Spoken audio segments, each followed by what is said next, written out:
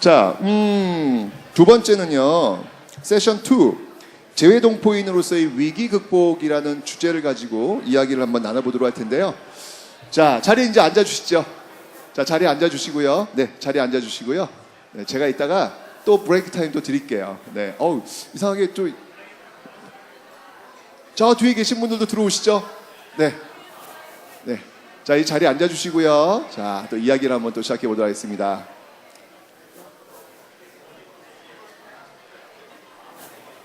네, 자리에 앉아주시죠. 네.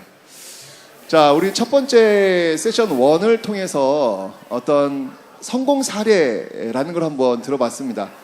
정말 듣는 것만으로도 가슴 벅찬 그런 이야기들이 아니었는가라는 생각이 드네요. 저는 지금 이 순간 제가 이 사회를 보고 있다는 것 자체가 너무 영광이고요. 그냥 모르겠어요. 저는 자꾸 이렇게 왜 소름 돋는다는 표현 있잖아요. 그런 느낌이 자꾸 들어요. 야, 정말 이 모인 이 가족분들의 그 힘이라고 하는 게 엄청나겠구나. 엄청난 그 힘을 발휘할 수 있겠구나라는 생각이 듭니다. 아까 제가 잠깐 이야기 나눈 과정 속에서 그런 이야기를 했어요. 와, 그러고 보니까 지금 이 자리, 이 공간에 전 지구가 다 모였다라는 생각이 들더군요. 지구가 지금 모인 거예요. 그죠? 전 세계에 있는 모든 사람들이 지금 다 이곳에 있는 그런 대단한 공간이구나라는 생각이 들었습니다. 자, 세션 1이 그 성공의 어떤 케이스들을 봤다면 이번 세션 2는요. 어떤 그 실패의 사례들 그리고 그 실패 속에서 어떻게 극복했는지에 대한 그 이야기들을 우리가 한번 들어보는 그런 시간을 갖도록 하겠습니다. 여러분들 가족분들의 이야기 들어보실 준비 되셨나요? 네, 아직 준비 안 됐군요. 자, 여러분들 가족분들의 이야기 들어보실 준비 되셨나요? 예스! 자, 그러면 이제 두 번째 세션 첫 번째 문을 여실 분은요. 미국에서 오신 이 한국계 쿠바인을 통해 알아보이는 한국인의 정체성과 그리고 디아스포라 탐험 전후석 가족의 이야기를 들어보도록 하겠습니다. 큰 박수 부탁드립니다. 예. 와, 완전 잘생겼어요. 완전 잘생겼어. Hello, 안녕하세요. 반갑습니다. 저는 뉴욕에서 온 전후석이라고 합니다. 여러분과 제가 현재 작업하고 있는 굉장히 익사이팅한 프로젝트에 대해서 나눌 수 있게 돼서 이렇게 너무 감사드리고 영광스럽습니다. 근데 그 제 프로젝트를 얘기하기 전에 저는 두 가지를 얘기하고 싶어요. 하나는 한인 정체성, 두 번째는 코리안 디아스포라. 여기서 디아스포라라는 말을 이해를 하지 못하는 분 혹시 아시나요? Anyone doesn't understand what diaspora means? Okay. So diaspora is basically 재외동포, overseas Koreans, right? But the term, 죄송합니다. 디아스포라는 근데 유태인한테 어원이었어요. Jewish people. 왜냐면은 몇천 년 동안 외세에서 이렇게 압박을 받고 탄압을 받고 해서 이스라엘에서 이제 세계 전역으로 유태인들이 퍼지는 현상을 우리가 디아스포라라고 생각하는데 한국인들도 디아스포라라는 term이 적용이 되는 세계 몇 안 되는 나라의 국가의 민족 중에 하나라고 이제 알고 있습니다. 그래서 저는 코리안 아이덴티티, 한인 정체성을 네 가지로 생각을 해요. Okay. 근데 저는 네 가지에 대해서 저의 삶을 토대로 이야기를 하고 싶습니다. 첫 번째는 being Korean, right? So 저는 미국에서 태어났는데 한국에 어릴 때 와서 고등학교 때까지 있었어요. 그리고 다시 미국을 갔는데 처음에 한국에 왔을 때 고등학교 때까지 계속 한국인으로서 살아가면서 한국인의 정체성을 인식을 못하는 시기예요. 그렇죠? 첫 번째 단계는 자기가 한국에 사는 한국인으로서 자기네 정체성을 인식하지 못하는 상태가 첫 번째 단계예요. Things get really interesting from the second stage. 그러니까 두 번째부터 정말 재밌어지는데 두 번째는 미국에 다시 제가 갔을 때였어요. 그때는 저는 미국에 갔으니까 이제 미국으로 표현을 하지만 여러분이 고려인이든 조선족이든 브라질 교민이든 뭐 파리에서 오셨건 이제 자기가 거주하는 국가로 이제 이거를 인식을 하시면 될 것 같아요. 미국에 갔는데 Korean American Identity를 찾는 과정이 있었어요. 근데 사실 이거는 제가 개인적으로 경험한 그런 스토리라기보다는 그러니까 귀리 씨처럼 제가 핍박을 받고 차별을 받고 해서 제가 깨달은 게 아니고 콜렉티브 코리안 아메리칸 익스피리언스가 있었어요. 그러니까 역사적 사건. 근데 그거 영상을 여러분께 보여드릴게요. 영상 첫 번째 영상 틀어주실래요?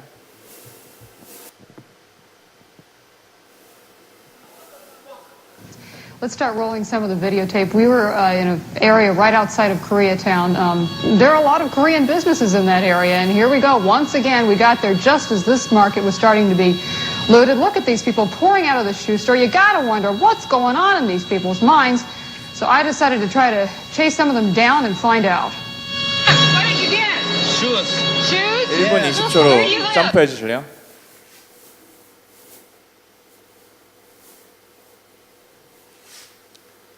And she obviously just stunned. This is, you wonder what's going on inside these stores? Well, we took some shots here. Look at this. This is inside a Kenny shoe store. And, you know, it's party time. These people are smiling, as you heard. They don't care. They know it's illegal. They don't care. But I'll tell you what happened moments later. The Korean merchants and store owners who own that shopping complex, they were talking to me for a moment. They said they were fed up. They walked away. Next thing I knew, they walked out of their stores. 3 of them were holding guns, and they just started firing at everybody and anybody.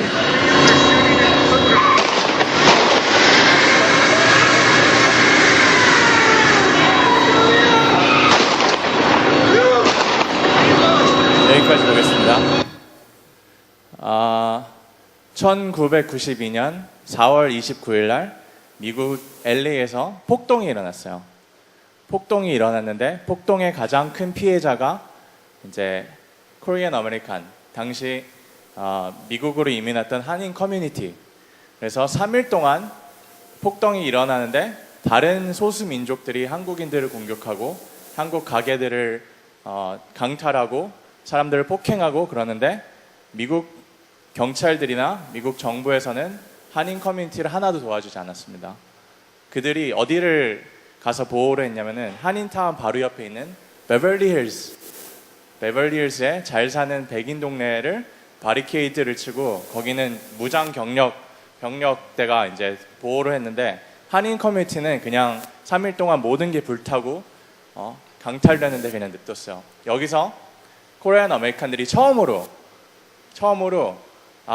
우리가 코리안 이미그런트스에서 코리안 아메리칸으로 바뀌어야겠구나.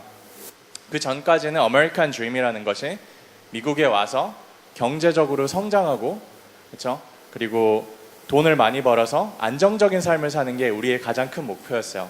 근데 이 사건이 벌어지면서 우리를 지켜줄 사람이 아무도 없는 거예요. 그렇죠? 우리 스스로밖에 우리를 지킬 사람이 없다. 그래서 이 사건 이후로 사람들이 다르게 생각하기 시작했어요.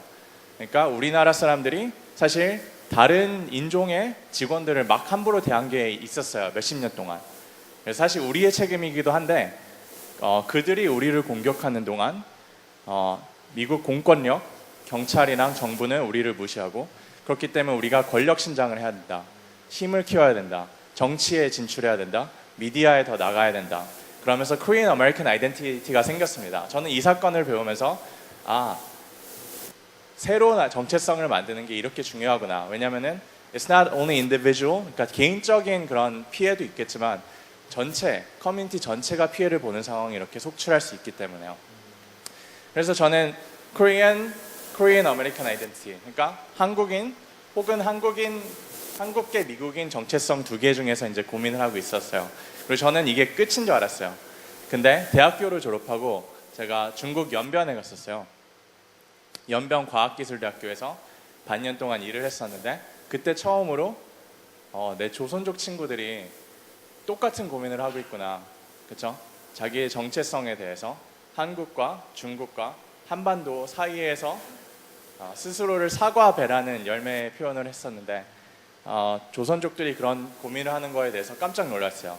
그리고 로스쿨 때는 브라질에서 제가 3개월을 살았는데 Korean Brazilian Community에서 또 똑같은 고민, 코리아와 브라질 사이에서 정체성 고민을 하는 거 보면서 I became a member of Korean diaspora. That's the first time. So I went from being Korean to Korean American to a member of Korean diaspora. 그러고 나서 I'm gonna talk to you guys about Koreans in Cuba. But before I get into that, I just want to conclude this statement. 한국인, 한국계 미국인, 그리고 코리안 디아스포라의 멤버가 됐고, 근데 하나 더 나갈 게 있어요. 그게 네 번째 단계라고 저는 생각하는데, 우리가 이렇게 모여서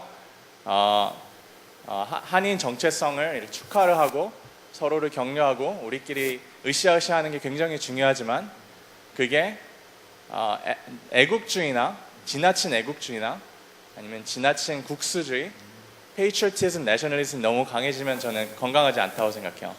결국 우리가 Korean identity, 한국 정체성을 우리가 자랑스럽게 생각하는 이유는 우리가 글로벌 시티즌이 되기 위해서 필요하다고 생각해요. 그래서 결국 it's not nationalism, 그러니까 애국주의가 아니고 인본주의, humanism, 그러니까 휴머니즘을 나아가야 되는 단계로서 우리가 누군지 알아야 되다고 저는 생각을 합니다. 원래는 제가 발표를 여기까지 하고 마치는데 2년 전에 제가 쿠바에 놀러 갔습니다. 쿠바에 놀러 갔는데 사실 그냥 놀러 갔어요. 혼자서 그냥 바닷가 가서 놀고 그러려고 그랬는데 공항에서 제가 이제 나오는데 택시를 딱 탔는데 택시 기사가 한인 4세 fourth generation Korean이었어요. 쿠바에서. The first Cuban I met in Cuba was Korean. Right?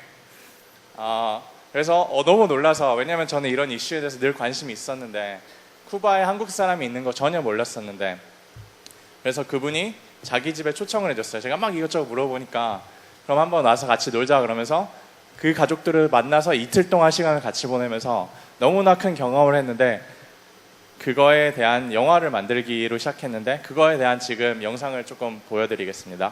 틀어주세요.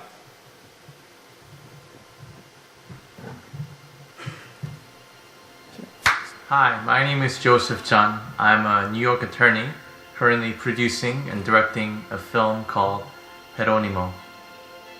A year ago, I went to Cuba on a whim to explore the country before American tourists and capitalism poured in. And of course, wanting to enjoy the beach, drinking rum, and smoking cigars.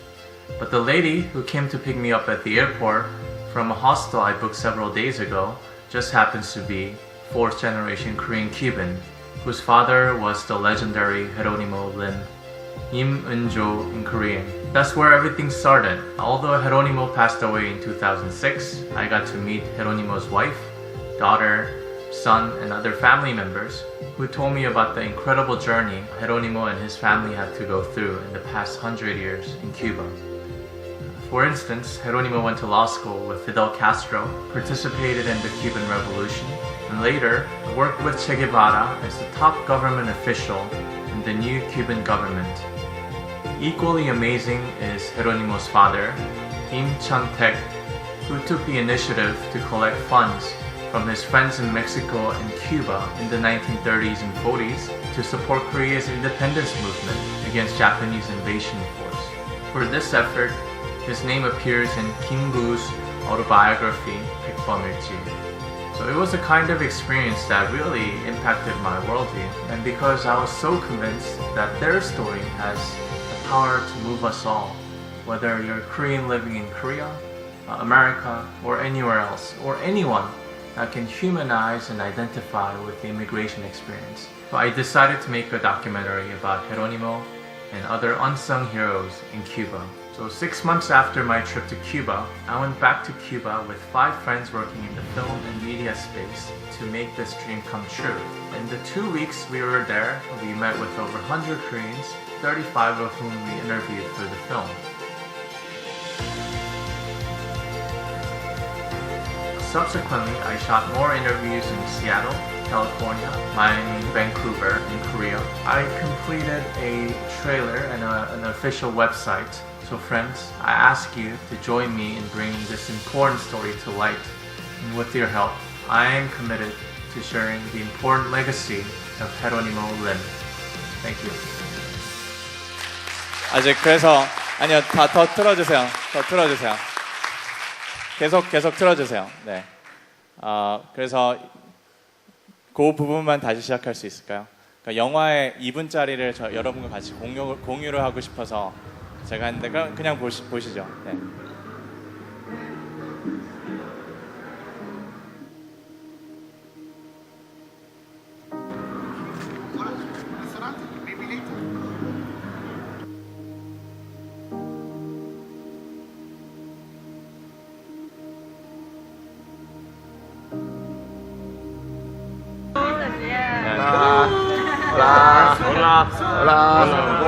Jorge, Kim.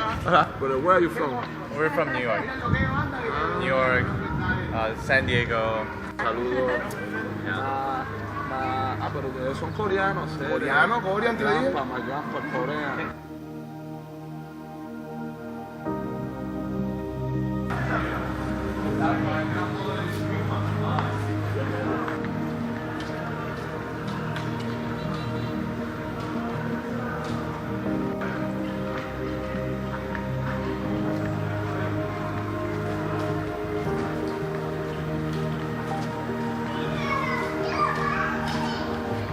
No have muy comfortable here, my friend, because no have more Yeah, we got there.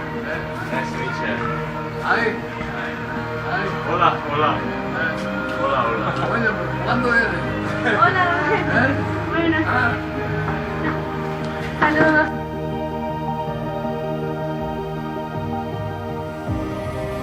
¿Es coreano? Para mí yo soy coreano, yo no soy cubano. Para mí yo soy coreano.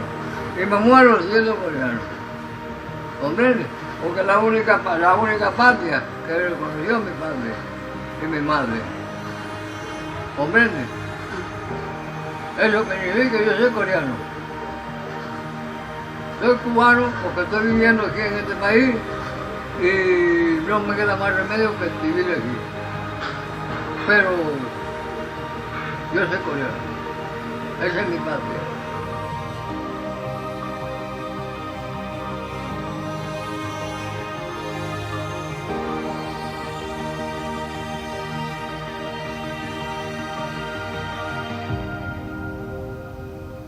오케이, 거기까지 보겠습니다.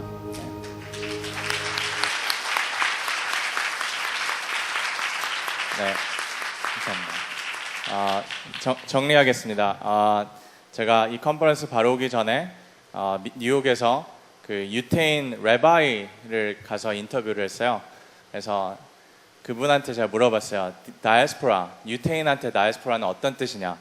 근데 그분이 저한테 이런 말을 했습니다. 그분께서 디아스포라, 그러니까 우리 말로는 이제 재외동포의 뿌리는 고통이래요. 왜냐면은 재외동포는 말 그 자체가 한국을 떠난 사람들인데 정든 고향을 떠난 사람이기 때문에 그 뿌리는 고통인데 그 고통의 결과물, 그 고통의 result, outcome이 창조성이래요. 근데 창조성이란 말은 새로운 정체성을 만드는 힘이에요. 그렇죠? So 우리가 세계 전역에 다 퍼져 있잖아요, 한국인으로서. 근데 그분이 하는 말은 너가 한국말을 완벽하게 하지 못해서 덜 한국 사람이 아니고, 너가 한국 음식을 만들지 몰라서 덜 한국 사람이 아니고, 너는 새로운 창조성을 갖고 있기 때문에 넌 100% 한인이다. You're 100% Korean because you know you come from that pain and you have that creativity, right? So I want you guys to be empowered by that statement. 그 말을 기억하고 자랑스러운 한인으로서, 세계 시민으로서 다 잘 활약하길 기대합니다. 감사합니다.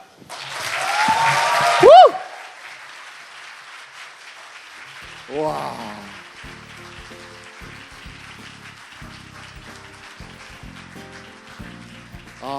정말 이거 자꾸 저 이렇게 앞에서 감동시키실래요? 큰일 났어 지금. 어떡하지 이거 지금? 아까 그 쿠바에 계신 한국인을 보면서 그 김구의 백범일지에 나온 그 이름을 확인하는 순간 갑자기 눈물이 월컥하는 거예요.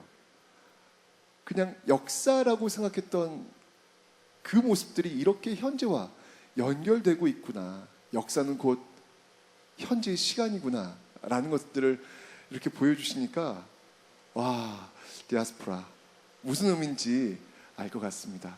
네, 큰일 났네. 이게 너무 제가 감동을 해가지고 지금 저도 지금 정신을 못 차릴 정도입니다. 자, 어쨌건 여러분들 이렇게 멋진 우리의 모습들을 또 보여주신 바로 전후석 가족에게 다시 한번 큰 박수 부탁드리겠습니다. 우! 멋집니다. 정말 멋집니다. 와. 자, 여러분들 점점 더 기대되시죠? 좋습니다. 자, 이번 두 번째 가족, 우리 한상수 가족의 한국 입양아로서의 나의 인생 일정. 큰 박수로 한번 맞이보겠습니다. 부탁드립니다.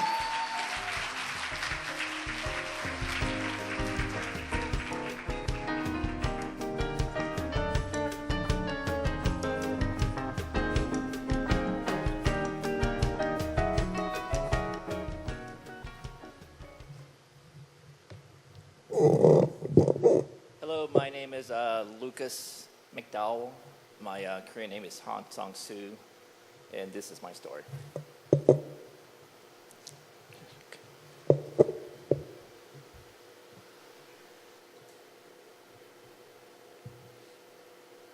This is my current identities, and if you read up the top, none of them includes Batman or Superman or an Iron Man, but the cool thing about it is that it is who I am.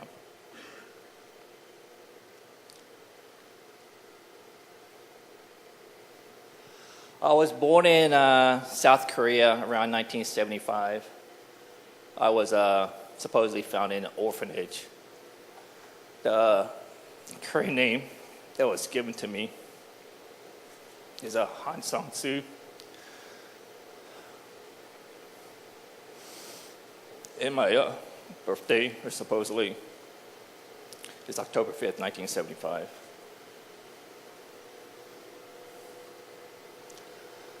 At age 6, I was adopted by a family in Alabama, Caucasians, very loving. They, at the time, had 7 other adopted children because they were not able to have a biological son. And from the oldest to youngest, it was Sally, Julie, Darren, Michael, myself, Heather, Wendy, Josh. And then they finally had the biological son named Justin. November 5th, 1981 is a very special day for me because that's almost 36 years ago, and I'm back here. I was, again, raised in the South, mainly in Alabama. I call it Lower Alabama because it was down south of Alabama. Other people say LA is Los Angeles, but I like to keep it that joke for myself. Mississippi, again, it was a small city called Gulfport, down on the coast. Eventually, we moved to South Carolina, close to Myrtle Beach, a small city called Loris. And then, eventually, we made it to Georgia. I went to middle school or elementary school in Dunwoody, Atlanta. Then we moved again to Canton, Georgia, then down to the south of, in the middle of Georgia called Warner Robins, which also has a large Air Force base. So that right there gave me an opportunity to eat some Korean food because I wasn't really accustomed to it or had it on a regular basis because my parents, again, they were Caucasian from the South, mostly very small, medium-sized cities max. And we were usually, or I was usually, myself and Wendy, she was also adopted, but she came over to the U.S. when she was a baby, which is a different story from mine. And we also have different viewpoints because of the way we experience life.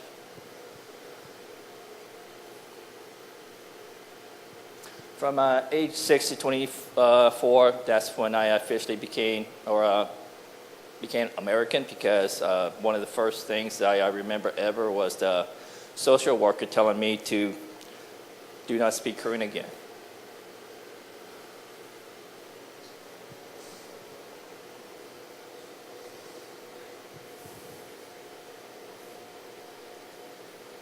Yeah, it really hurts.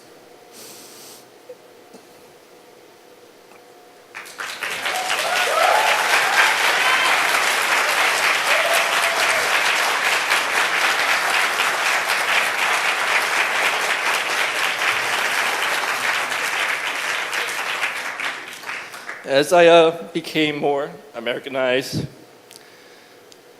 excuse me,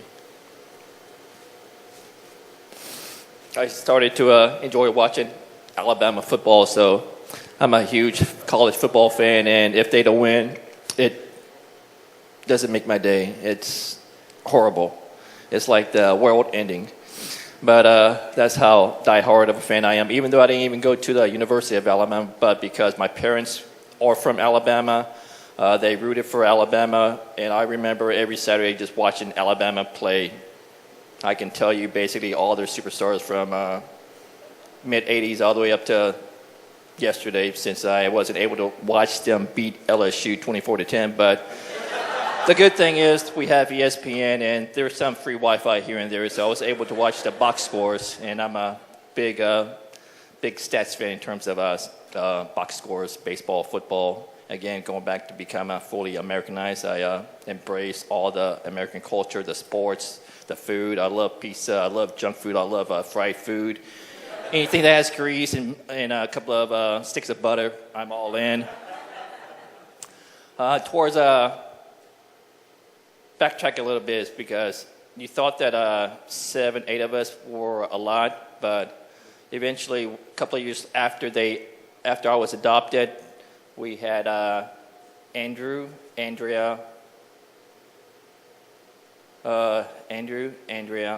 Jacob, and there's a third one I'm missing, but it was a lot, even for me. And I love math and I love numbers, but it was mind-boggling for me too. Then our family grew again because my parents started doing foster care.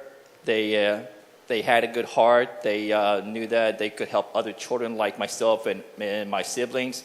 So eventually, when they started doing foster care, it wasn't just one kid at a time. That's not their style.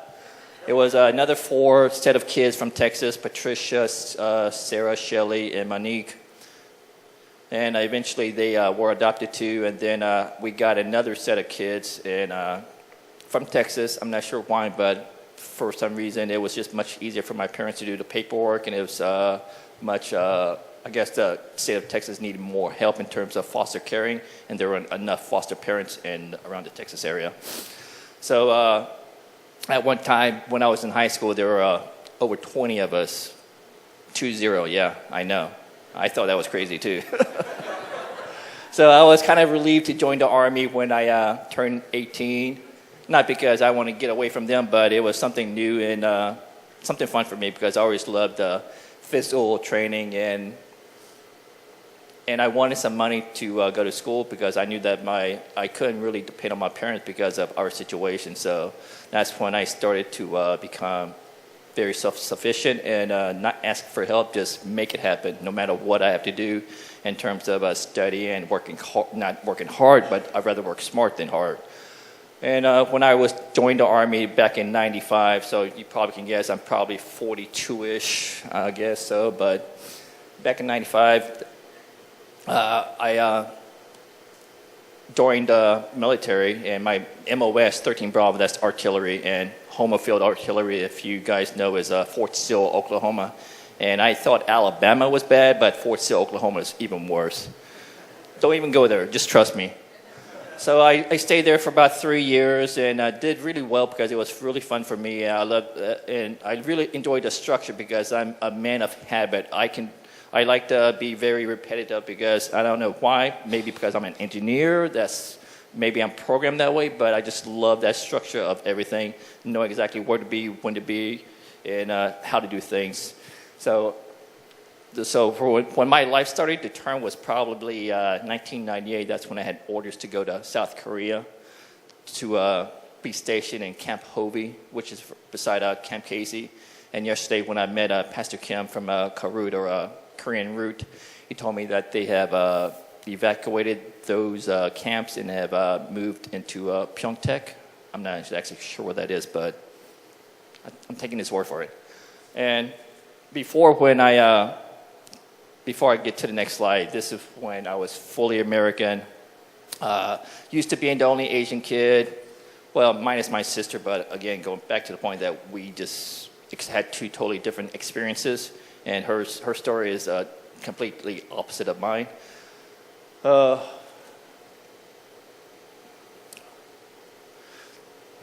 I didn't really want to go to Korea. Not sure why, but again, going back to saying I was completely a full American, even though I look Asian, but I have an Irish last name, and my name is Lucas. But it was just a situation that I didn't really embrace, and I wasn't sure why. Maybe because I wasn't used to Korean people, used to Korean culture, can't even speak Korean, even though I've been teaching myself Korean for I don't know how many years. There's some sounds that I will never, ever be able to make.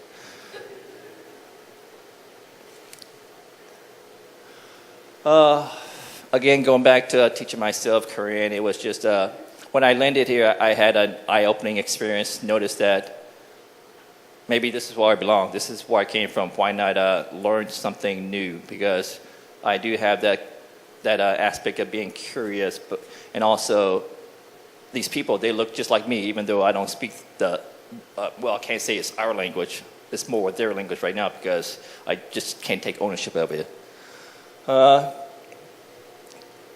So that's when I started to embrace more Korean, the food, the people, the culture, minus the noraebangs because I hate that. And a few years ago, back in 4 years ago, I met this awesome Korean woman. Married her.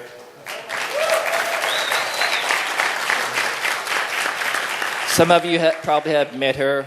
Her name is Lee Jung-wook. She's also a 1.5 generation. She came to the U.S. when she was 10, and we had many things in common, even though she was an adoptee. But we just felt that everything, it was just meant to be. And we just took a leap of faith and said, after 3 months of dating, I do. Now I'm more involved try to become more involved in the Korean American Coalition chapter in Atlanta. I do more reading. I like to be more informed because in the past I really didn't embrace the Korean way or the Asian heritage. So I'm trying to become a better person overall, and that also includes learning more. And earlier you noticed that someone was crying up here, but there's a good reason why, because lately I finally accepted to share my I guess story, and a good chunk of that is being an adoptee, and we have different paths in life, and some are better, some are good, some for the worse, some are unknown. But I believe that what I have experienced so far has made me a stronger person and a stronger husband too. And going back to the story of recently, maybe it was just this year, maybe over the summer of this year, so it's not really more than 6 months. Been becoming more involved on Facebook, even though that sounds kind of funny, but I'm taking baby steps and it's helping on the way there.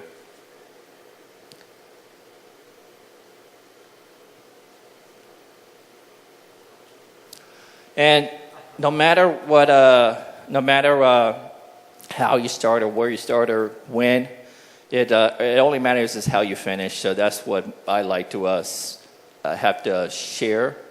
And in my viewpoint, I have a really good life because I have no idea what it could have been if I stayed here, if I didn't, no telling what kind of parents I would have had if it wasn't for Nancy and Drew McDowell from South Alabama or LA, Lower Alabama. I have a great wife, work for an awesome company, Coca-Cola. I do some really cool stuff for them. I'm really passionate about the things that I do for them because it's like someone mentioned yesterday, big data. I love numbers, I love programming, I love tools. I love to use all those to combine and automate stuff. So I'm a big fan of all. And yesterday, Young-suk, someone asked him what is success for him. He said, at the moment, being happy. But I haven't been any happier ever, but I don't call that success. I call that more of being proud of who I am and what I am. And again, I'm still learning Korean. Thank you.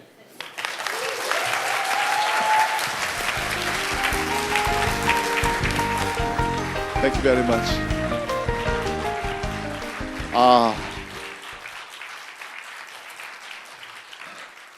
제가 고등학교 때 마치 영어 듣기 평가를 듣는 그런 심정으로 열심히 들었습니다. 뭐니 해도 저는 아까 자신의 이름을 이야기할 때 그 한상수라는 이름을 편하게 이야기를 하지 못하실 때 그때 가슴이 좀 울컥하더라고요. 그냥 그 모습 그 자체만으로도 여기 계신 분들이 참 공감할 수 있는 그런 내용들이 아니었을까라는 생각이 듭니다.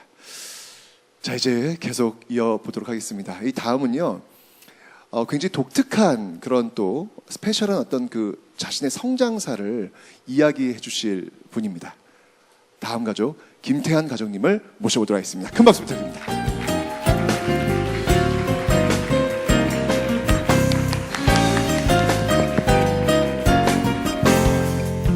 안녕하세요, 김태한입니다. 저는 영국에서 왔고요. 오늘 이야기할 주제는 성장사입니다. 성장사를 선택한 이유는 저의 삶에 중요한 두 번의 전환점이 있었고 또 그리고 한민족 정체성의 혼란에 대해서 얘기하도록 하겠습니다.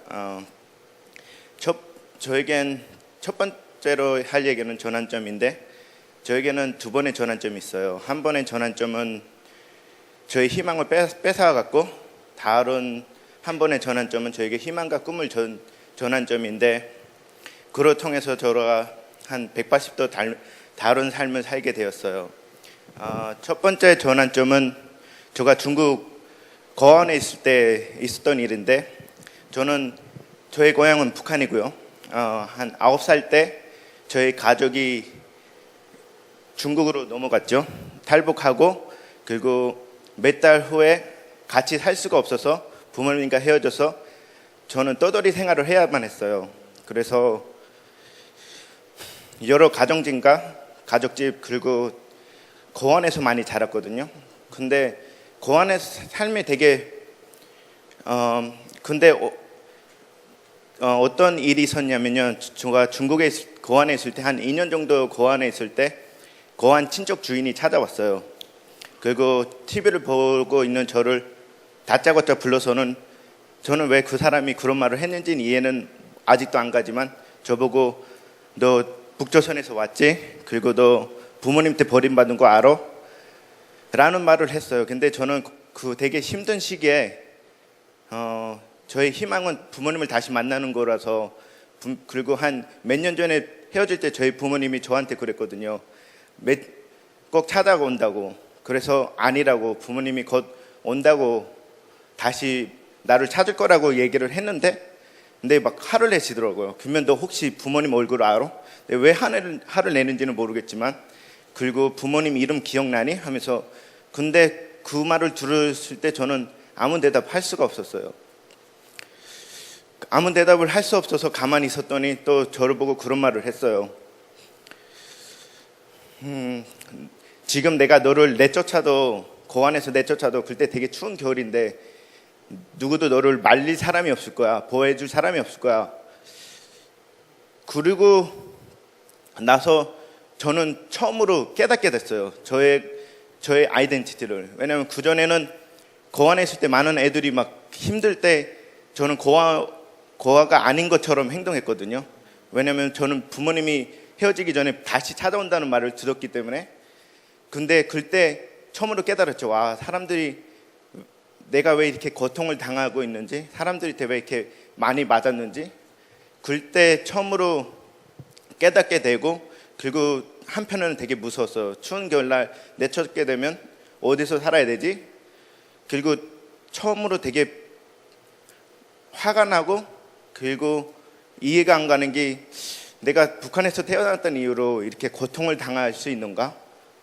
내가 뭐가 잘못했기에 그런 생각이 너무 심했어요. 그리고 또 한 번에는 믿었던 나에게 마지막 희망이었던 부모님이 나를 버렸다는 말에 엄청난 충격이 왔어요.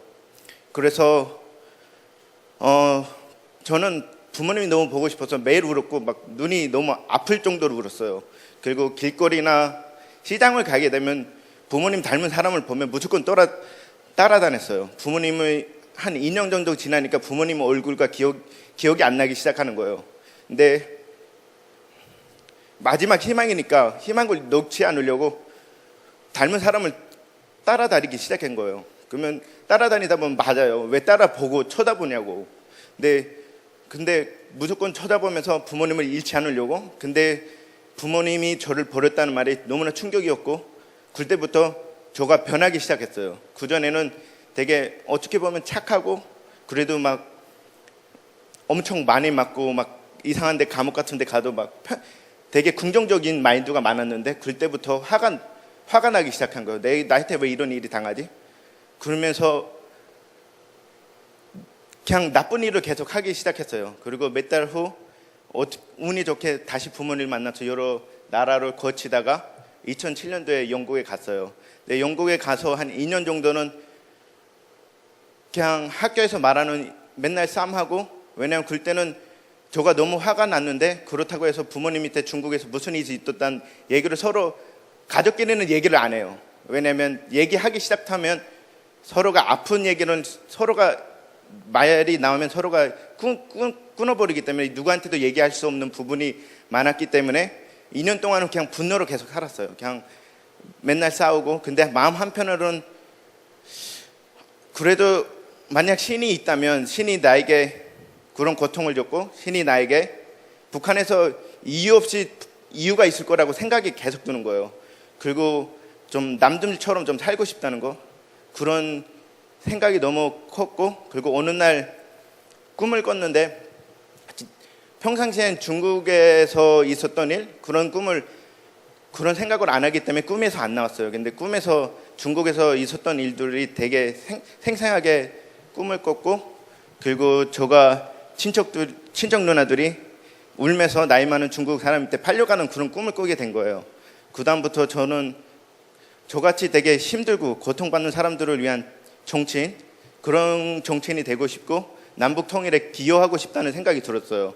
근데 문제는 공부를 한 적이 없기 때문에 공부를 그때 그런 꿈을 꾸고 나서 먼저 꿈을 이루기 위해서는 대학에 가야 되겠다는 생각을 했는데 문제는 공부한 적이 없기 때문에 공부하는 방법을 몰랐어요. 그래서 여러 사람들한테 물어보고 그리고 인터넷 검색한 결과 공부하는데 제일 중요한 건 아마도 공부하는데 습관이 필요하다 해갖고 독서실에 킹천 유니버시티 라이브러리라고 있거든요. 10시까지 공부할 수 있는 기간에서 9개를 갔어요. 근데 처음 날은 그냥 책을 피면 머리가 아파지는 거예요. 공부를 안 하다 보니까. 그리고 5분 이상을 못 견뎠어요. 근데 이게 마지막 희망이고 나에게 처음으로 내가 다시 꿈을 찾게 됐기 때문에 매일 5분씩 늘려가기로 마음먹었어요. 그래서 매일 5분씩 대학을 독서실에 갔어요. 근데 어느 날은 30분이라는 시간을 5분씩 늘리다 보니까 30분이라는 시간을 독서실에 있어야 됐어요. 근데 독서실에 도저히 못 견디겠는 거예요. 그래서 잠을 잤어요. 잠을 자고 일어났는데 앞에서 공부하는 사람들이 공부를 하는 거예요. 그때 저는 진짜 너무나 충격을 받은 게 어떻게 사람이 30분 이상을 공부를 하지? 그게 너무 충격이었어요. 저는 다 사람들이 나 같은 사람이라고 생각했거든요. 그래서 그때부터 매일 독서실에 가서 공부를 하고 어느새 책을 펴고 공부를 하기 시작했어요. 근데 솔직히 말해서 제가 공부한다는 게 저한테는 너무 힘들고 어려웠던 일인 게 영어를 몰랐기 때문에 되게 난민 아저씨 할아버지들이랑 같이 영어를 알파벳을 배웠고 그 다음에 또 가정 형편상 되게 한 2년 정도는 하루에 칩스 하나만 먹고 살았거든요. 그리고 가정이 어렵다 보니까 7번 이사를 가고 되게 힘든 건 부모님이 항상 그래요. 부모님이나 형이 가정이 힘든데 공부하지 말고 좀 돈 좀 붙이라.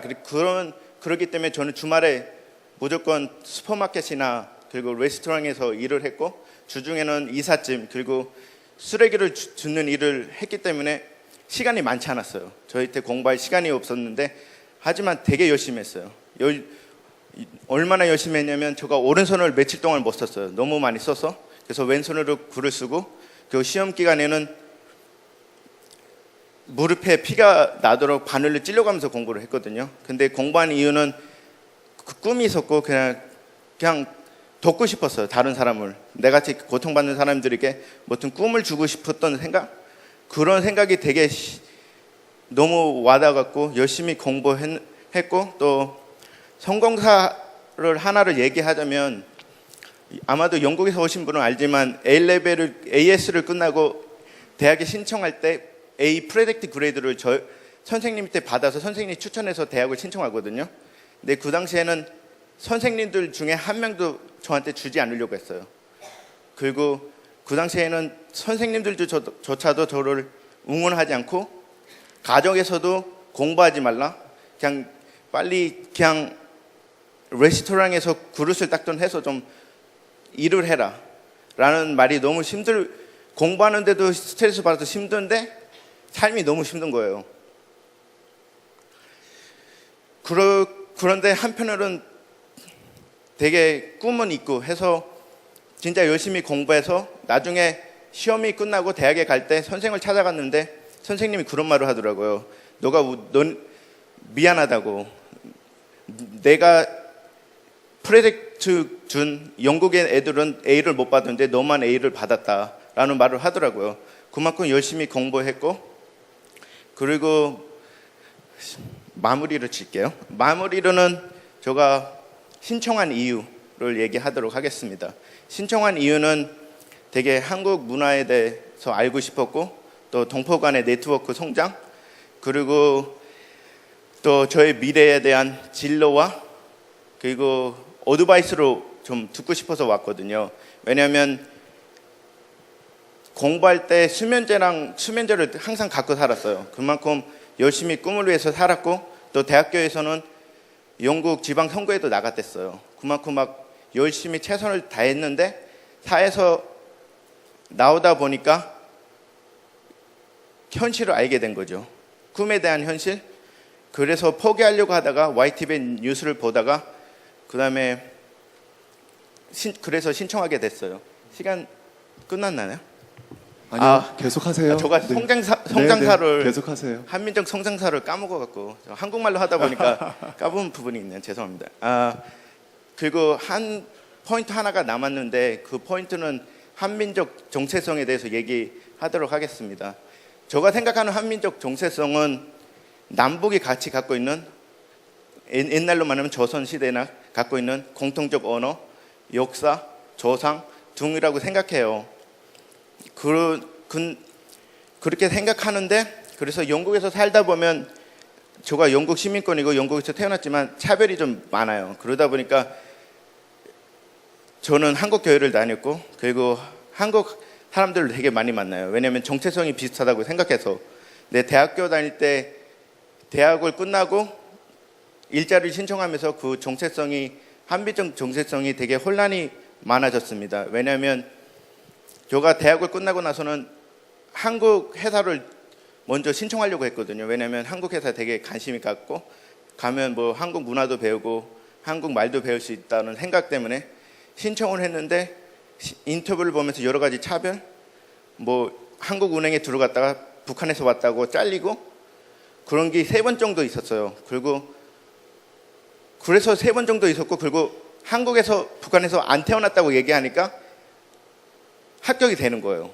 예를 들어서 삼성에서도 오라고 하고 북한에서 안 태어났다. 그 말을 들었을 때 되게 정체성이 혼란해졌어요. 왜냐하면 저는 어렸을 때 탈북했지만 그렇게 막 북한 사람이라는 그런 생각도 별로 없거든요.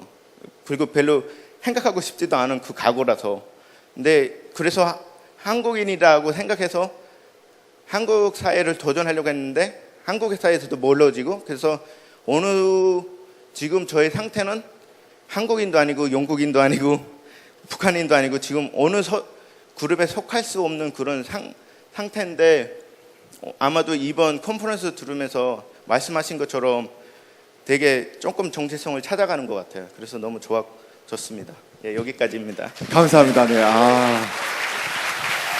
와.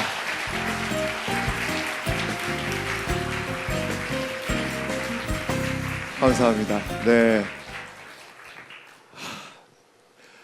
제가 이렇게 자꾸 이렇게 얘기를 들으면 들을수록 왜 자꾸 이렇게 미안해지는지를 모르겠어요.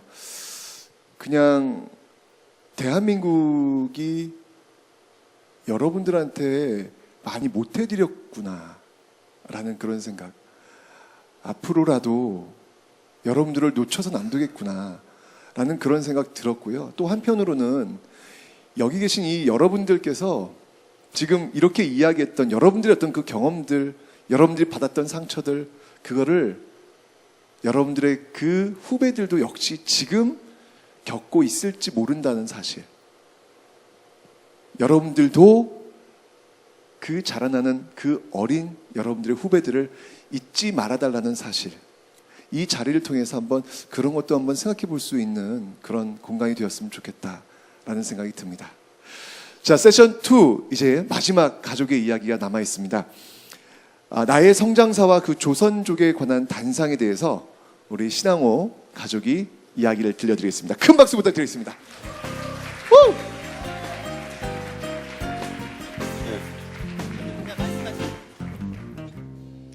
大家好，我来自中国青岛，我叫申航浩，是一名律师，很高兴哈，在此与大家相聚，希望借此机会加强交流，加深友谊，为世界韩民族的融合和发展共同努力，做出贡献。안녕하십니까 중국 청도에서 온 신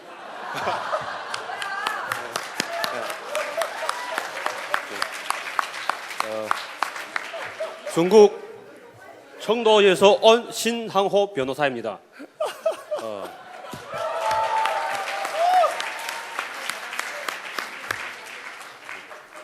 이번 대회에 참석하여 전 세계에서 온 여러 우수한 한인분들과 만나게 되어 매우 기쁩니다. 제가 발언할 주제는 나의 성장사와 조선족에 관한 단상입니다.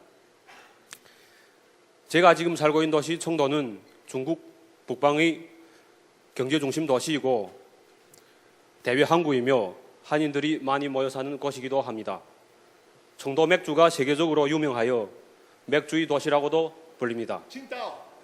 하지만 제가 태어나서 자란 고향은 길림성 영길시입니다. 연변 조선족 자치주의 주도이고 약 절반가량의 인구가 조선족입니다.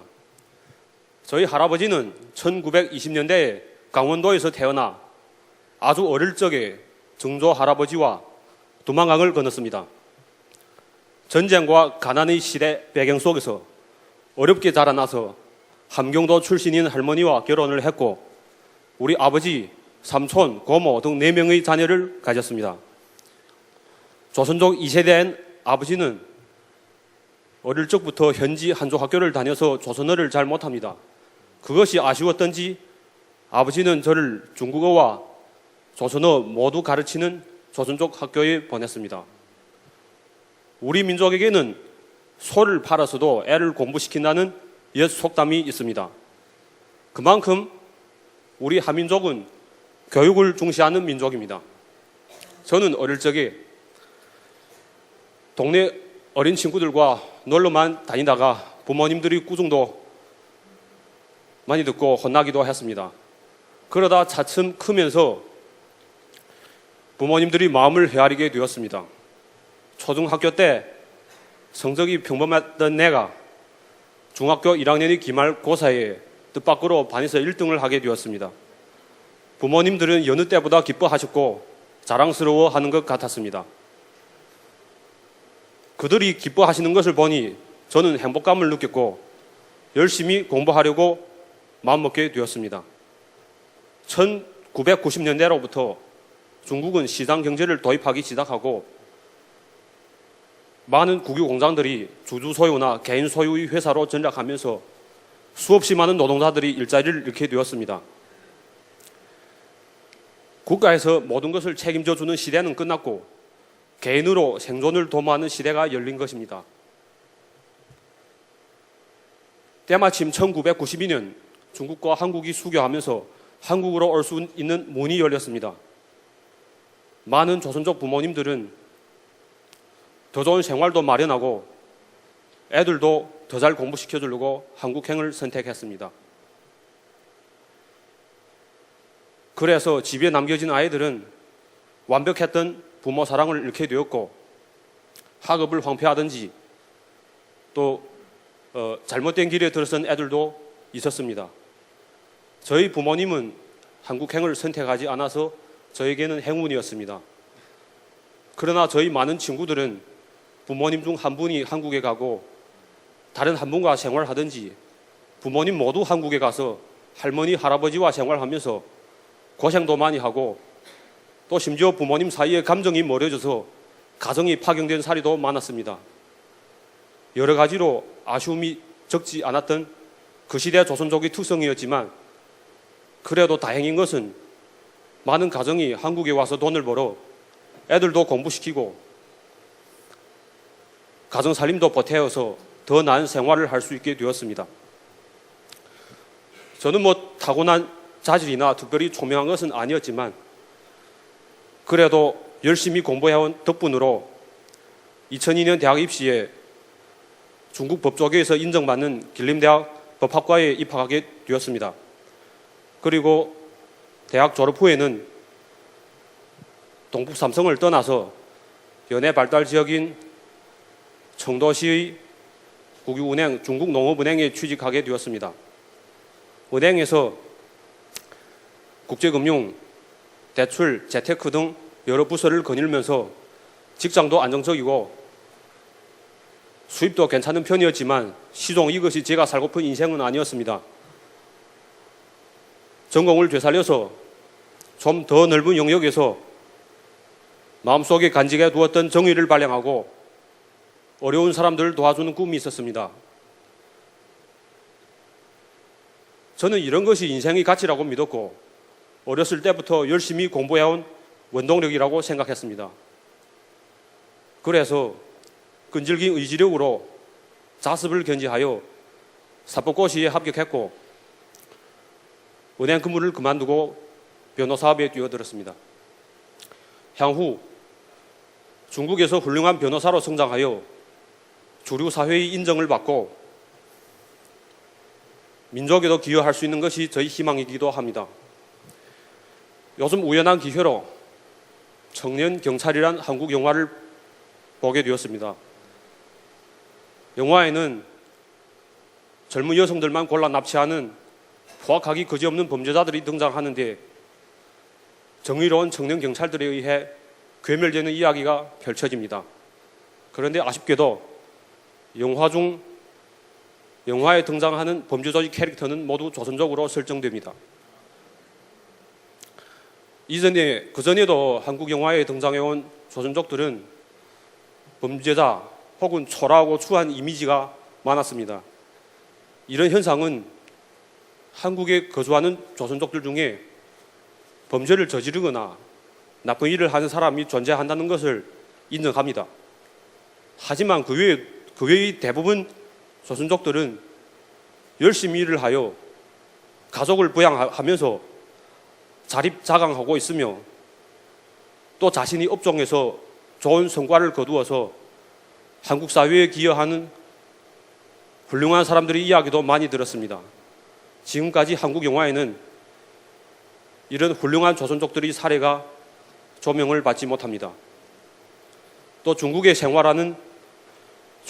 거주하는 조선족들 중에도 우수하고 유능하신 분들이 많습니다. 그들은 자신의 지혜와 근면으로 중국 사회의 존경을 받고 있으며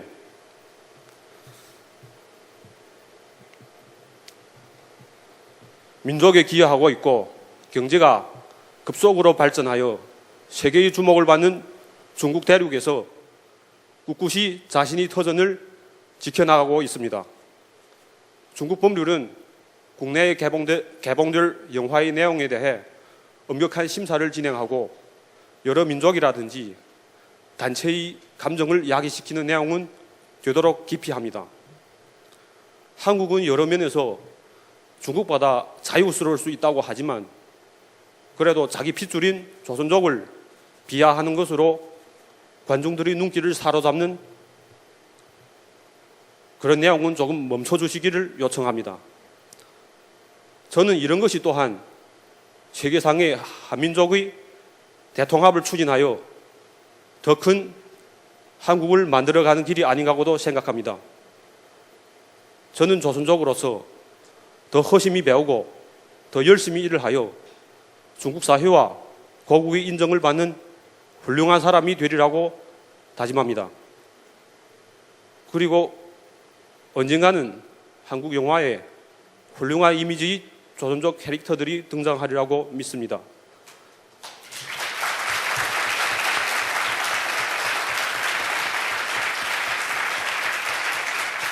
끝으로 차세대 여러분, 우리는 비록 지구촌 여러 곳에 흩어져 살고 있지만 몸에는 모두 한민족의 피가 흐르고 공동한 민족 문화를 보유하고 있습니다. 이번 모임의 기회를 빌어 서로 간의 이해를 증진하고 우정을 나누면서 한민족의 뿌리의식을 지키고 더 적극적으로 한인사회 발전에 참여합시다.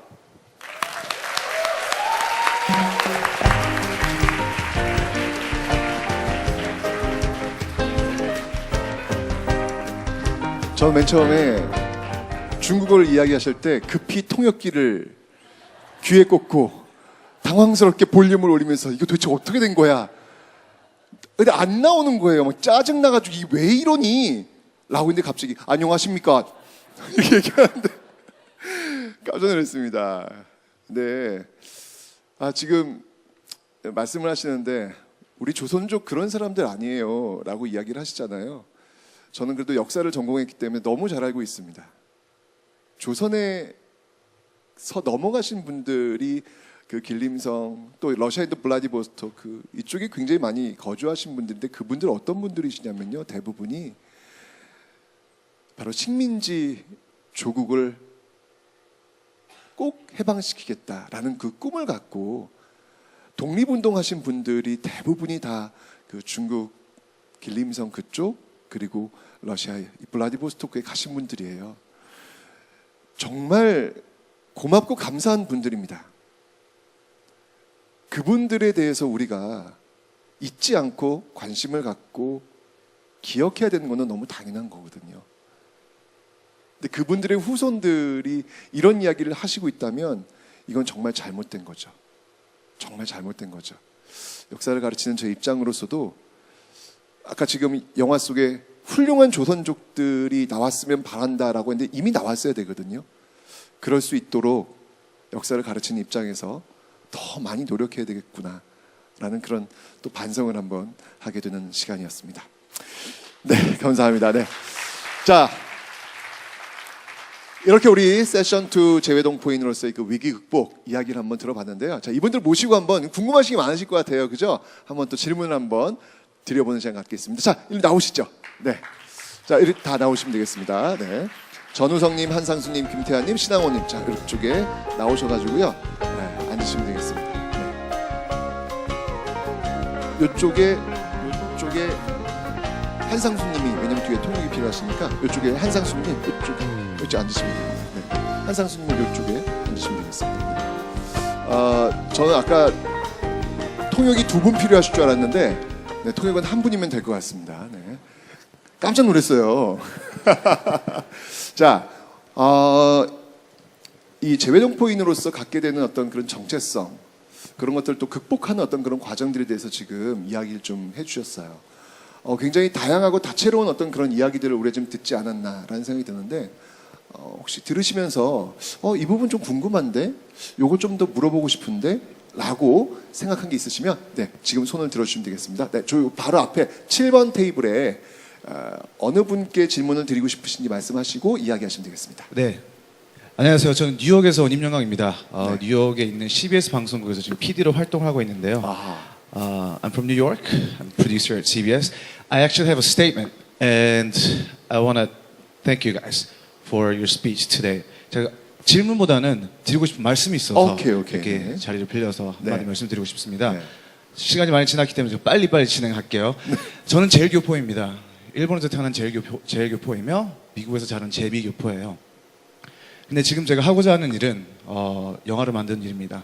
전우석 씨랑 저랑 잘 아는 사이고요. 아, 그러세요? 네, 그리고 전우석 씨의 그 큐버에 관련된 그 스토리도 제가 잘 알고 있는데 저는 제1교포에 관한 스토리를 만드는 게 꿈입니다. 야. 그래서 오늘 네 분께서 말씀해 주셨는데 전우석 씨가 얘기해 주신 큐바에 있는 한국인, adoptees, 입양인들, 그리고 조선족들, 그리고 탈북자들 너무 훌륭한 이야기들인 것 같아요. 그런데 nobody knows about the stories today. 지금 알고 있는 사람들이 많이 없습니다. 큐바, adoptees, 조선족, 그리고 탈북자들. 그렇기 때문에 제가 드리고 싶은 말씀과 또 같이 이렇게 나중에 또 얘기를 하고 싶은, 나누고 싶은 말이 어떻게 하면 이런 스토리들을 사람들한테 알릴 수 있을까? 방금 말씀하신 것처럼 지금 좋은 말씀 많이 나눠주셨는데 우리가 조금 더 많은 분들에게 이런 스토리텔링을 하면서 조금 더 조선족들이 좋은 이미지로 나올 수 있게 영화를 우리가 만드는데 우리가 노력을 해야 한다고 생각하고 For Cuban Stories, Adoptees 그리고 탈북자들 관련된 스토리도 제가 제일교포의 스토리를 전달하고 싶은 것처럼 다 같이 힘을 모아서 이런 스토리를 좀 텔링을 했으면 좋겠다는 말씀을 드리고 싶었습니다. 오늘 너무 감사합니다. 야, 네, 맞습니다. 지금 이렇게 다양한 그 경험들을 갖고 계신 분들이 지금 여기 나오셨는데, 진짜 우리 이 공간에서도 사실 처음 듣는, 처음 아는 어떤 그런 이야기들일 수 있잖아요. 이 공간을 나가면 더 모르죠. 더 모릅니다. 이런 것들을 좀 알아나갈 수 있는 어떤 그런 방법들을 우리 내부에서도 한번 고민해보고, 저는 우리 내부에서의 어떤 고민들을 지금 여기 재외동포 재단이 있지 않습니까? 그런 조직과 연결해서 또 우리나라 언론들과 또 연결고리가 또 있거든요. 그런 것들을 통해서 이분들의 어떤 그 다양한 삶의 이야기, 또 이분들의 그 할아버지 할머니들의 그 다양한 삶의 이야기들을 많은 분들한테 좀 알려서 우리가 지금 여기 있다라는 것을 좀 알릴 수 있는 그런 시간들을 좀 많이 확보해야 되겠다라는 그런 생각을 한번 해봤습니다. 응원하겠습니다. 감사합니다. 네. 자, 또 지금 네, 저 뒤쪽에 12번 테이블에서 한번 질문을 한번 받아보도록 하겠습니다. 여러분들 궁금한 것들 있으시죠? 네, 여기서 한번 같이 공유해 보는 건 정말 중요한 것 같아요. 네, 말씀해 주시죠. 네, 감사합니다. 저 이야기를 들으면 솔직히 눈물이 좀 많이 나는 그런 세션이었어요. 근데 전 질문을 그 해외 입양할 스토리에 대해서 말씀해주신 분께 하나 던지고 싶은데요. 그냥 직접 들으실 수 있게 그냥 영어로 질문할게요. Thank you so much for sharing your story. I'm Anna from Australia. My question is for you. When I was listening to your story, I thought of my friends in Australia. There's quite a lot in Australia as well. And I in fact met one of my closest in 2008 at this conference. And we've kind of reached an interesting point in our friendship because I'm not an adoptee Korean. And in our friendship and sharing our experiences we're having in Korea as Koreans overseas, the difference of her experience and my experience, she started to tell me sometimes she feels even more on the periphery when she hangs out with me and does Korean related stuff. So I just wanted to get any advice or insight you might have on how to bridge our own differences so that we can be of help to each other and really strengthen that diversity we have in each other. Thank you. Okay.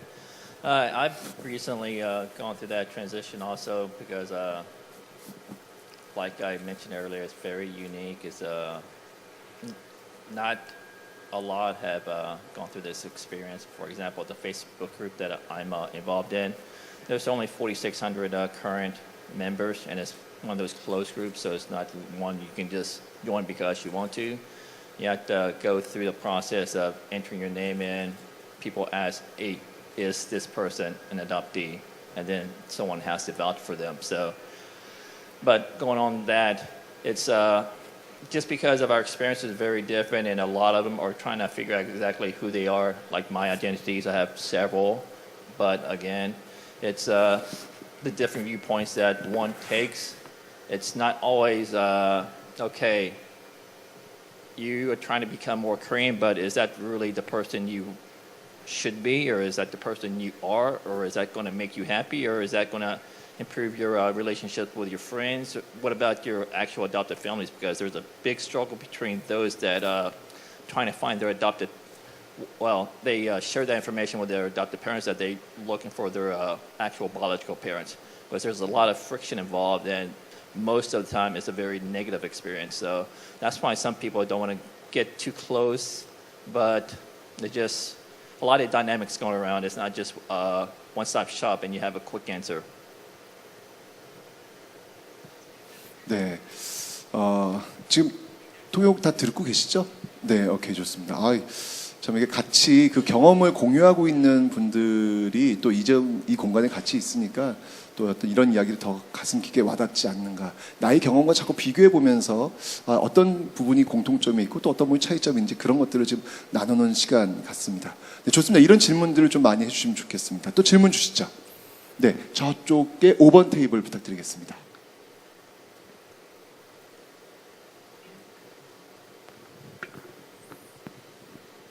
안녕하세요. 저는 중국에서 온 회연화라고 합니다. 네. 지금 현재 중국에서 이제 변호사로 활동하고 있고요. 전우석 변호사님한테 조금 궁금한 점이 있어가지고 한번 질의를 해보려고요. 연변 과기대에 이제 교수로 잠깐 머물렀었던 적이 있고 연변 조선족 친구들도 이제 있다고 하셨는데 궁금한 점은 저희도 조선족이긴 하지만 재미교포들이 눈에 이제 중국의 민족 정책 같은 부분에 대해서 어떤 걸 느끼신 적이 있으신지 되게 궁금합니다. 되게 민감한 문제라고 생각해요. 그러니까 저는 제 발표에도 말씀드렸지만 정체성을 찾는 과정이 국가를 위해서 이뤄야 되는 일이 아니고 자기 자신을 위해서 이루어져야 되는 일이라고 생각해요. 그리고 한국인의 정체성을 지나치게 강조하는 것도 저는 건강하지 않다고 생각을 해요. 하지만 자신의 조상이 한국에서 왔고 그 한국에서 와서 내가 중국에서 중국 시민으로 살아가는 게 어떤 뜻일까?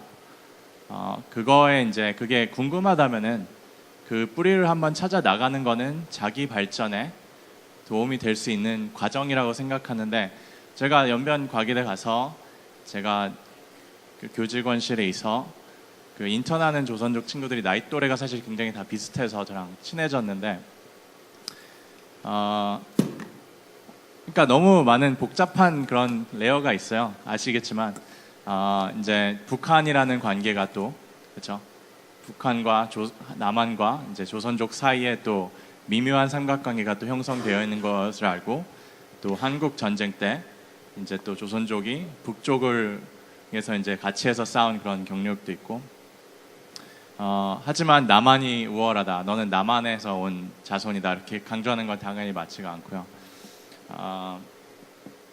그리고 그러니까 제 제일 친한 친구였던 친구는 그 한인 정체성에 대해서 한 번도 생각한 적이 없었어요. 네. 그러니까 자신은 중국과 한국이 축구를 하면 당연히 자기는 중국을 응원한다. 네. 그러니까 미국만 해도 자기는 한국을 응원하는 친구가 월등하게 많은데 중국에서는 그런 걸 보면서 저는 굉장히 많이 놀랐었어요. 또 놀랐던 경험 중에 하나가 과기대는 나중에 구글로 찾아보세요. 근데 조선족 친구들이 과거에 그 전통 문화놀이를 한다면서 이제 교직원들을 다 데리고 이제 왔는데 춘향전을 이제 하는 거예요.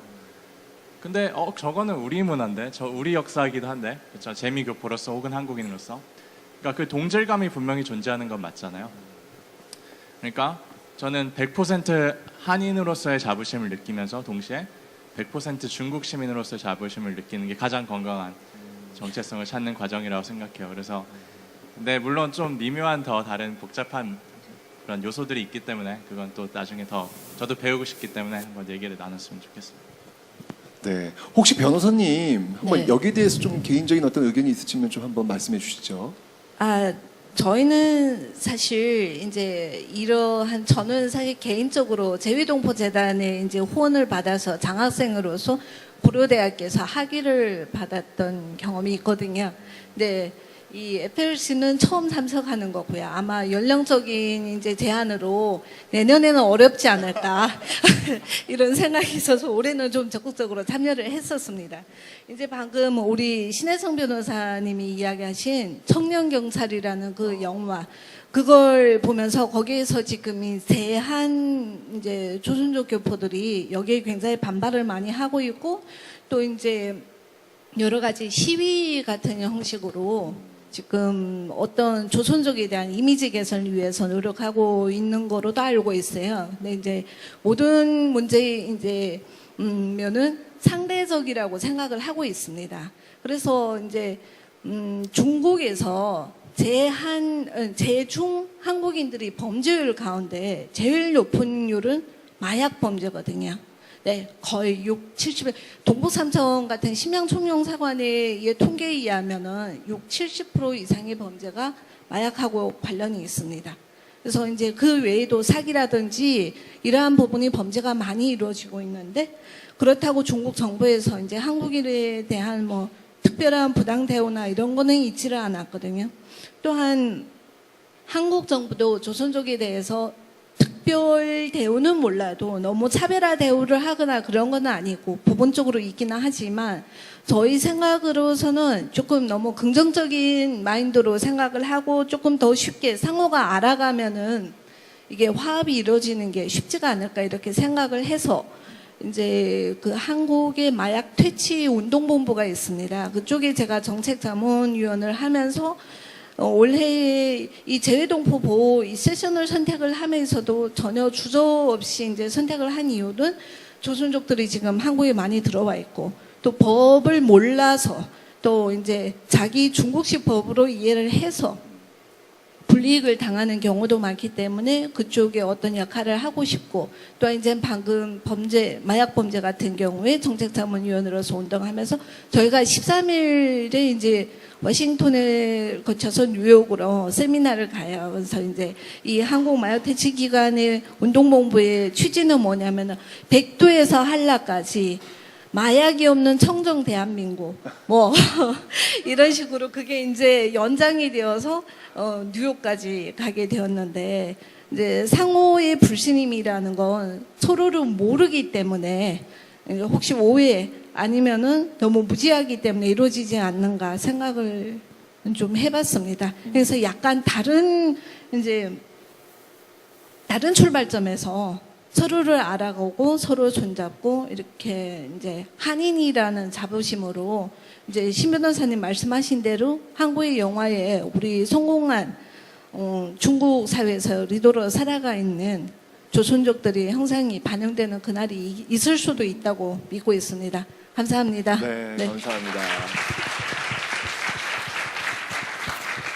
그래요. 우리는 하나야 라고 하는 어떤 구호적인 어떤 그런 모습들은 그려져 있는데, 근데 우리는 하나야라는 그 구호가 과연 맞는 건지에 대해서도 고민이 되지만, 실제로 그럼 우리는 하나야라는 어떤 그런 정책들이 피부에 와닿는 건가? 어찌 보면 오히려 더 밀어내는 그런 현실의 어떤 모습들은 없는가에 대한 어떤 그런 고민들이 분명히 존재하고 있는 것 같아요. 지금 말씀하신 대로 상호 간의 어떤 그 많은 관심들 속에서 이런 문제점들이 좀 해결돼야 되지 않을까라는 그런 생각 듭니다. 네, 여기 지금 몇 번 테이블인가요? 네, 이 질문 한번 받아보도록 하겠습니다. 네, 마이크 저쪽에 좀 부탁드리겠습니다. 두 번째 세션이 확실히 많은 질문들을 받을 수 있는 그런 다양한 어떤 그 삶의 궤적들이 있으셔가지고 질문이 많습니다. 네, 한번 받아보죠. 예, 안녕하세요. 저는 독일에서 온 조은영이라고 하고요. 저도 역시 변호사네요. 변호사들이 이번에 참가를 많이 해서 예, 방금 이제 영화를 찍는 뭐 이제 얘기를 많이 하셨는데, 저는 이제 독일에서 태어났고 저희 부모님은 전형적으로 파독 광부와 파독 간호사로 독일로 가게 됐습니다.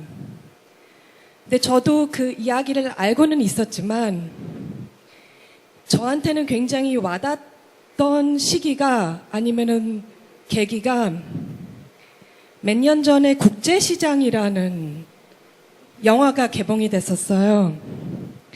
그래서 그 영화 속에 광부 간호사가 독일에 와서 그 고생했던 장면을 보면서 아, 저희 부모님이 이렇게 고생을 했구나 라는 생각이 들었고 그 영화로 인해 많은 경험을 했어요. 일단은 첫 번째는 당연히 저희 부모님을 더 이해하게 됐고 더 존경하게 됐고 근데 주변 분들도 특히 한국에서 오신 분들 제가 이제 변호사로 독일에서 한국에서 진출한 한국 회사만 자문을 하는데 예전에 그 영화 개봉하기 전에는 변호사는 어떻게 독일로 오셨습니다라고 하면은 광부 간호사로 하면 아 그냥 그 생각하는 게 있잖아요.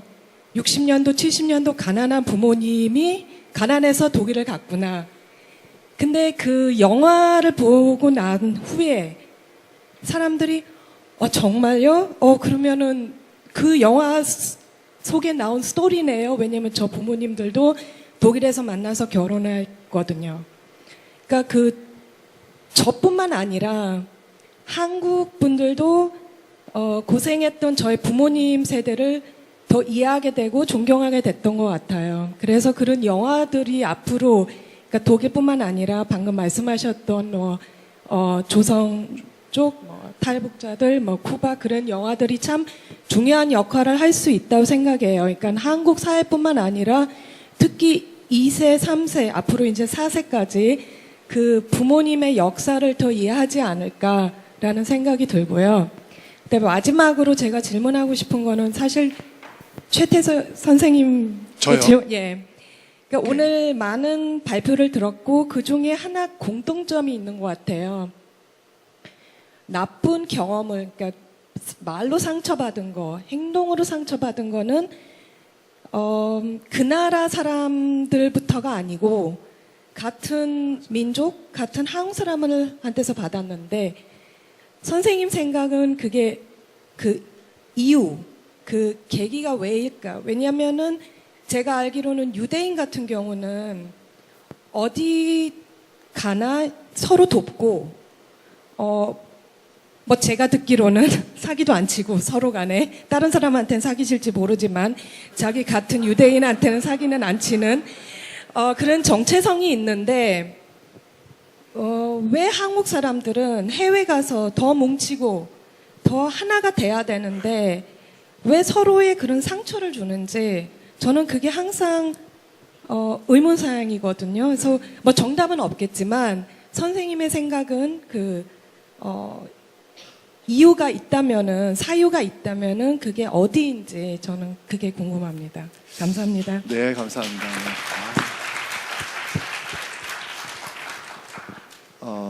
저는 크게 한 2가지 정도라는 생각이 들어요. 왜냐하면 사실은 이분들이 가지고 있는 같은 한국인들에 대해서 받은 상처, 근데 그 상처는 사실 타 민족 분들에게 받은 상처도 있을 거예요.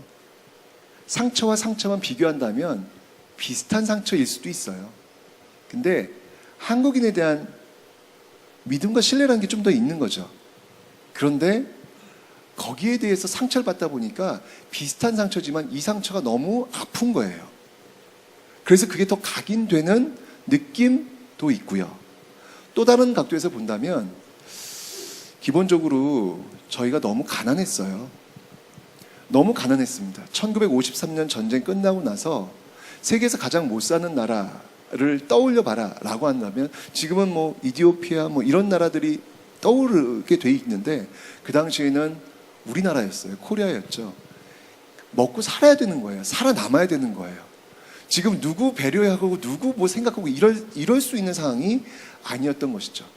그 척박한 외국에 가서도 외국 사람들이 이 검은 머리에 주는 그 차별의식이라는 게 분명히 있었거든요. 살아남아야 되는 것이죠. 그러다 보니까 남에 대한 배려 이런 것들에 대한 교육도 받지 못했고요. 그냥 밖에 나가서 그저 혼자 살아남아야 된다는 그 생각으로만 살아오신 분들이었기 때문에 서로에게 상처를 주는 그런 모습들이 있지 않았을까라는 생각이 드는데 저는요 앞으로 저희가 이 광복된 이후에 지금까지 이 모습을 만들어내는데 걸린 시가 고작 50년밖에 안 돼요. 그 몇백 년의 역사를 거치면서 만들었던 서구 유럽의 어떤 이런 민주주의와는 너무나도 짧은 역사라는 얘기죠. 이 짧은 역사 동안에 우리가 지금 다 해치우고 있는 거예요. 싹 해치우고 있는 거예요. 그러다 보니까 좌충우돌 그 과정 속에서 굉장히 많은 사람 상처도 주고 그럴 수밖에 없었다는 생각이 들거든요. 근데 앞으로는 그러지 않을 거다.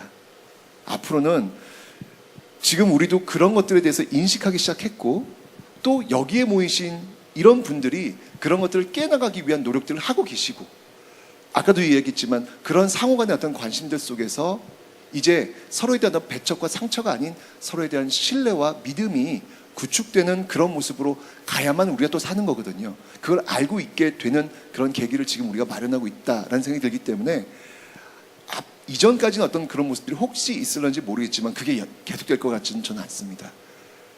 그 역할을 다른 사람들이 해주는 게 아니라 바로 우리들이 그리고 대한민국이 그리고 그 대한민국에 있는 재외동포재단이 그리고 많은 대한민국 사람들이 함께 할 거라는 믿음, 그 믿음을 우리는 갖고 있지 않나라는 생각이 듭니다.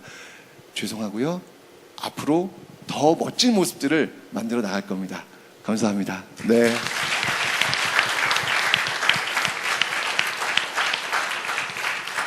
제가 이쪽 질문을 좀 드려볼게요. 정말 사실은 아까 쿠바 입양인 또 조선족 이런 이야기 또 많이 하고 있는데 진짜 이해가 안 되는 잘 모르는 부분이 이 탈북자 분들에 대한 사실 요즘 그 TV 언론에 보면 오히려 탈북자들에 대한 왜곡된 인식을 심어주는 그런 프로들이 저는 좀 많지 않나. 라는 생각이 들거든요. 혹시 우리나라에서 방영되고 있는 그 탈북자들이 나와서 이야기하는 그런 프로그램 혹시 보신 적 있으세요? 저는 안 보고 저희 부모님은 봐요. 아, 그래요? 혹시 뭐라고 말씀하세요? 좀 다른 부분이라고 생각하고요. 그리고 아는 사람들한테 물어보니까 작가들이 다 써준대요.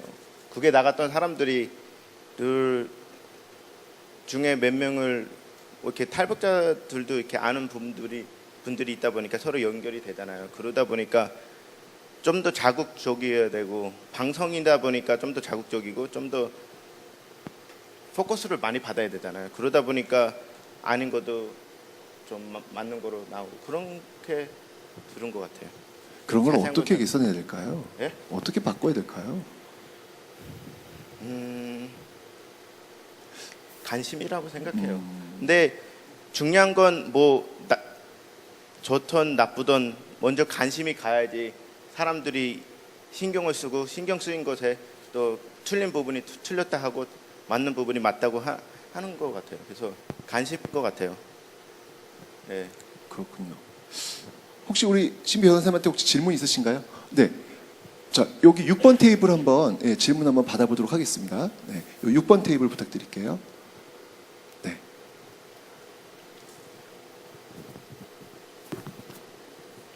네, 안녕하십니까. 네, 일본에서 왔습니다. 김양춘이라고 합니다. 네, 저는 근데 정말 예. 죄송한 말씀이지만 저 너무 신기해요. 같이 생긴 사람들인데 억양이 다 달라. 아 진짜 아까도 얘기했지만 여기 정말 전 지구가 모였구나라는 어떤 그런 생각을 또 다시 한번 하게 됩니다. 자, 또 다른 억양 부탁드리겠습니다. 네, 저는 일본에서 왔고요. 저는 회사원이니까 뭐 특별히 그 어려운 이야기 같은 건 못하는데요. 근데 오늘 이야기를 들으면서 일본 같은 경우에 북과 남이라는 문제가 되게 심하게 저의 정체성에 영향을 줍니다. 실제로 여기에 오를 수 없는 일본에 있는 제일동포도 있습니다. 그런 식이죠. 뭐 다 아시겠지만. 근데 아까 좀 나왔지 중국에서의 그런 갈등이라는 게 혹시 있는지 그런 거 좀 알려주세요. 네, 좋은 질문이라고 생각합니다. 제가 말하는 억양부터 좀 북쪽하고 좀 비슷하지 않겠습니까? 맞아요. 왜냐하면 이게 92년 전에는 남한하고 중단됐습니다. 아무런 교류도 없죠. 중국하고 남한이. 중국하고 북한이 동맹이니까. 예, 그래갖고 우리는 어릴 때부터 조선어를 상당히 잘 배웠어요. 조선족 학교에서는. 그런데 모든 억양이라든지 혹은 이런 단어가 북한식으로 되었습니다. 왜냐하면 그거는 그때 그런 사회 배경으로 인해서 된 거고. 그래서 어릴 때부터 남한이라 하지 않고 남조선이라고도 예, 하고 좀 처음에는 모를 때는 한국에 오기 전에는 좀 나쁜 감정도 좀 있고 왜냐면 모르니까 이해를 못하고 예, 그러니까 근데 와 보니까 아 이게 진짜 자신이 생각한 것과 많이 다르고 예, 여러모로 그리고 지금도 중국도 사회적으로 많이 발전하고 경제가 많이 발전하고 그리고 국제적으로 교류도 많고 하니까 이전에 생각했던 고유의 그런 방식이가 많이 발전했습니다. 예. 그래서 지금은 너무 특별한 뭐 그런 장애라든지 그거는 적고요. 그리고 한민족은 원래 정이 많고 예, 그리고 저는 아까 이 선생님 말 이해합니다. 다 좀 한국의 나쁜 얘기를 했는데 그런데 그것은 고국에 대해서 마음이 있으니까 예, 그렇게 이야기하는 사실은 어떤 말은 저도 고민합니다. 해야 될지 안 해야 될지. 그런데 뭐 축구라든지 그건 좀 유치한 얘기입니다. 유치한 얘기. 왜서 근데 중국 축구하고 한국 축구 누가 이기는가? 그것을 어떻게 대답하겠습니까? 예, 예. 어떤 얘기는 마음속에 간직해두고 그게 그렇게 하는 것이가 좀 교양 있고 좀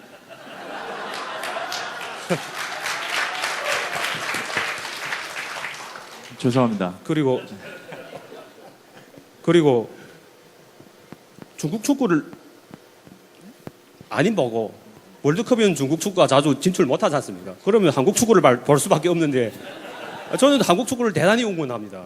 그리고 그 2002년에 그 월드컵 4강을 이루었는데 이게 좀 중국 매체에서는 그 한국이 4강 들어간 것은 조금 그 자기네 홈장이니까 심판이란지 여러 면에서 유력한 면이 있어갖고 이것을 달성해갖고 좀 좋지 않은 얘기도 좀 있고 좀 한국이 그런 수준이 아닌데 좀 이렇게 생각하는 분들도 많아갖고 그때 중국 사람들은 이태리 축구를 상당히 좋아합니다. 왜냐하면 중국이 축구를 생중계하기 시작한 것이가 이태리의 그 리그부터 했거든요. 이태리. 그러니까 이태리 축구를 상당히 좋아하는데 한국이 이태리를 이겼습니다. 그러니까 기분도 좀 안 좋은 것도 있고 해갖고 그때 제가 그것을 봤거든요. 그때 그 아나운서가 일방적으로 이태리 편만 했어요. 그런데 제가 이게 들은 얘기인데 맞는 말인지는 모르겠지만 연변대학의 그 체육학부의 교수님이 조준족 분이 한 분인데 너무 이 아나운서가 이태리 편만 해갖고 그 중국의 그 중앙 CCTV에 그 전화를 걸었어요. 네가 왜서 이렇게 일방적으로 이태리 편만 하는가고 그래갖고 너무 격동해갖고 뭐 심장병을 일으켜갖고 그랬다는 그러니까 다시는 그런 것은 이렇게 물어볼 필요가 없다고 생각합니다. 네. 이제 앞으로는 묻지도 대답하지도 않는 방식으로 가도록 하겠습니다. 네, 진짜 이거 정말 억양이 전 사실은 오히려 이쪽이 오리지널이세요.